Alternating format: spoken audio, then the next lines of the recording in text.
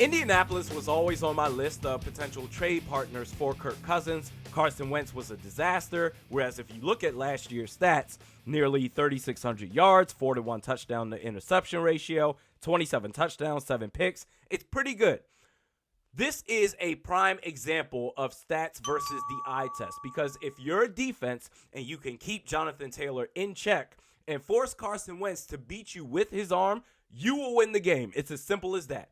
Carson Wentz is James Harden in big games, but for big throws. They needed an upgrade at quarterback. And if it's going to be Kirk Cousins and the $35 million cap hit that he brings to the table, they need to find a way to move Wentz in that contract. That's tough. A big hill to climb. And not only did they find a team that would trade for him, they found a team that would take on 100% of the cap hits, the Washington Commanders. To which I said, of course they did. I have 2 kids, and I watch plenty of Paw Patrol.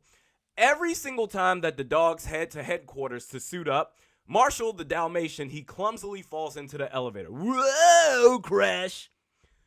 When it comes to managing the quarterback position, the Washington Commanders are the equivalent of Marshall from Paw Patrol. Amazing.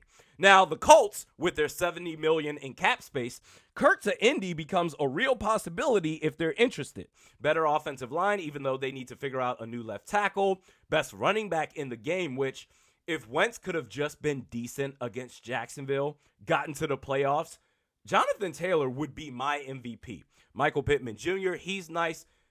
Indianapolis, Kirk Cousins, that's a very good pairing. That is, if the Vikings decide to trade him, I would have to imagine among the potential landing spots for Kirk Cousins, Indy's the favorite, followed by Carolina, Cleveland, Seattle, Tampa, and Pittsburgh. Vikings have to get under the cap by Wednesday. Big moves are going to be made, or perhaps one big move in trading Kirk and his $35 million cap hit. We'll see what happens, man. Next video is tomorrow. We'll see you then.